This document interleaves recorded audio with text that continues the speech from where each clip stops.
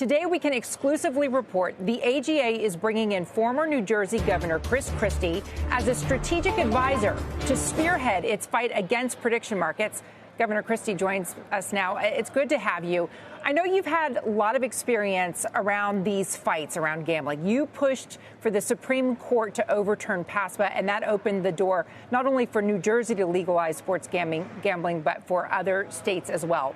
Why are you fighting prediction markets? Well, first off, because they're illegal. So let's start there. They are clearly illegal in the sports gaming space. And here's why. The Supreme Court turned this over to the states to do. And the fact is, doing it through the states gives you two things. One, it gives availability to people. Two, in a regulated market. And when we've seen some of the things that have been going on lately in the sports gaming area, we know that regulation is really important. The problems we've seen both the NBA and Major League Baseball were only discovered because states were working in conjunction with licensed sports books to look for irregularities and get those corrected immediately. And so you won't have that in these predictive markets. They do not work with regulators anywhere.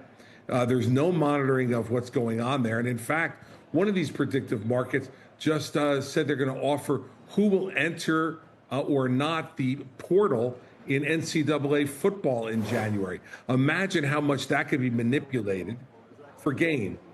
These are folks that are not being regulated. It's not in compliance with the law, and it is hurting the 40 states where this is going on, and in those 10 states that don't have sports gambling right now, Contessa, those folks had made a decision not to allow it in their state, and these folks are flouting state law and going in there anyway.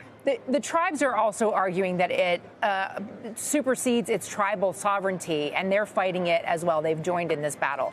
The Kalshi and Poly Markets and even DraftKings CEO was on with us last hour, Governor, and said, look, they're not offering sports in states where it's been clear the regulators have made it clear they won't tolerate it, and DraftKings offers sportsbook. I'm just curious, do you see all prediction markets as illegal or just those around sports? Are you fine with trades on the outcome of elections, for instance? I think this is restricted at the moment to sports.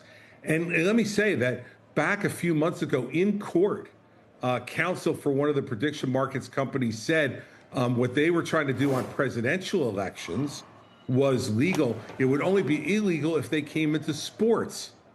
Now they're into sports and claiming that what they said in court no longer counts. Look, the states have occupied the space to regulate sports gambling. They were given the opportunity to do that by the United States Supreme Court in a case that I fought 6 years to bring to the U.S. Supreme Court and to win.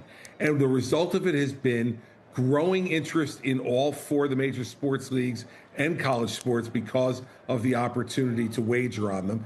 It's been done in a way that is regulated and monitored to make sure that the integrity of the game is protected.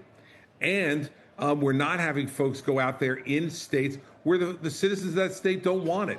You know, it's easy for anybody to say, well, we're only going in the states where sports gambling is not authorized. Well, it's not been authorized in those states either because those states didn't want it or because they were protecting tribal sovereignty, as you see in Florida. And so this is a problem. They're violating the law. And this is a problem for consumers and for the leagues. And I think that's why you'll see consumers and the leagues come together on this and stop prediction markets from doing what they're doing.